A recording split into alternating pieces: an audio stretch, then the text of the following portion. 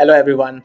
Welcome you all to this new video to help you with your German driving license practical exam preparation. As part of your driving practical exam in Germany, you will be tested on your ability to drive an autobahn because as you all know, autobahn is an important part of the German driving ecosystem. So here are some things you should consider during your exam.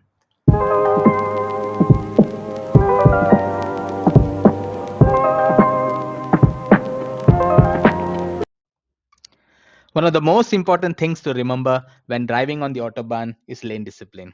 It's important that you're driving in the correct lane. The rule, as it is called in German, it's Rechtsfahrgebot, which means to keep to the right.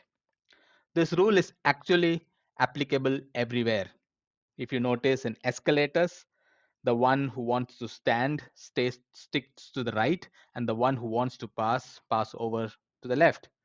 This is applicable for pedestrians, this is applicable for cyclists, but let's stick our discussion to autobahn only for now.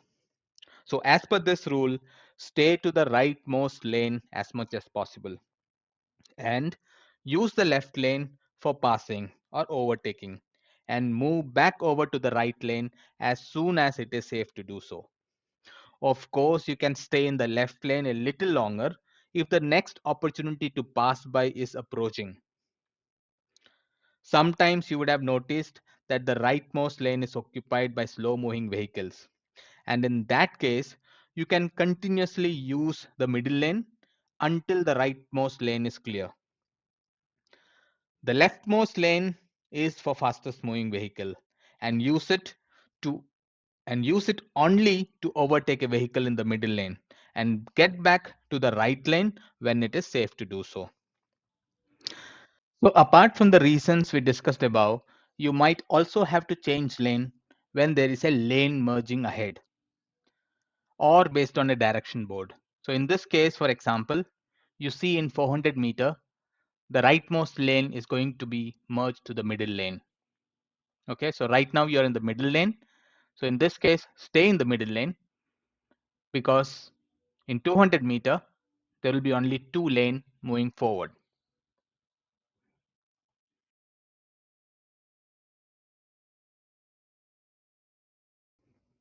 Yeah, like that. And most importantly, all this while, make sure you indicate, check your mirrors, and also check for blind spots while changing lanes. Although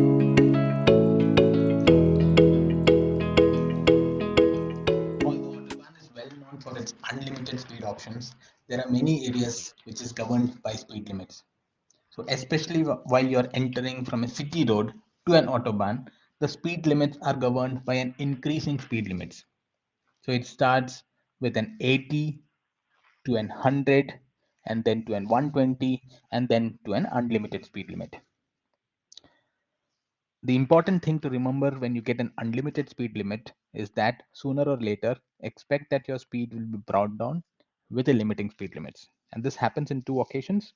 One, if there is a tunnel ahead of you, or when the autobahn itself is coming to an end. So make sure you're aware of the speed limits in the areas you're driving in and that you're adjusting your speed accordingly.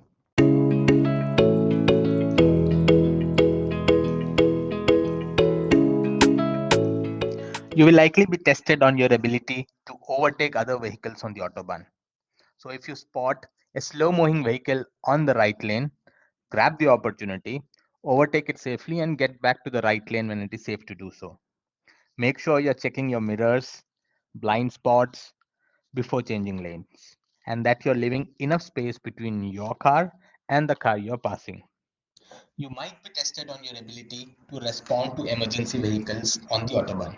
So if you see an emergency vehicle with its lights flashing, make sure you move over to the right as soon as it's safe to do so and that you give plenty of room to pass by.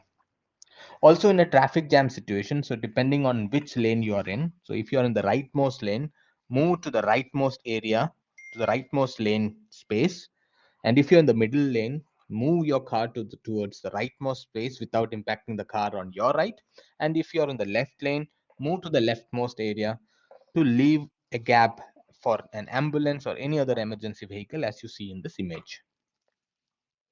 Also check with this your instructor, because one of my friend's instructors said that the instructor will take over the vehicle in the case of an emergency and this will not impact your exam. But I'm not very sure about this. So please check with your instructor and please give your feedback in the comment section. This will greatly help our community. Merging into an autobahn, very important, and I would suggest you should really practice well to be confident on this part. Sometimes you get a direct entry to an autobahn from city roads, and that's quite straightforward. However, in most other cases, you will have a separate merging lane or an acceleration zone to enter. So as you enter the acceleration zone, first change to the third gear if you're using a geared vehicle, indicate to the left. Use the acceleration zone to accelerate to a very good speed, and this speed can be in the range of 80 to 100. So you use the acceleration zone to get to that speed, look around, and merge to the autobahn without endangering any moving traffic. Okay, so this is important. Deciding when to enter is crucial and it needs some practice, but believe me, it is not as difficult as you think, but just that it needs some good practice. Leaving an autobahn. Another important aspect in an autobahn is to understand the exit procedure. Your examiner will give you the command to exit the autobahn in the nearest exit. Remember, you do not have to reduce the speed immediately when you get the command, nor you have to immediately change the lane straight away.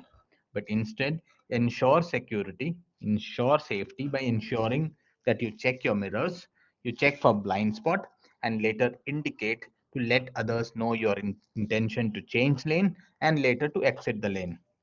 So the right point to indicate is when you see this image.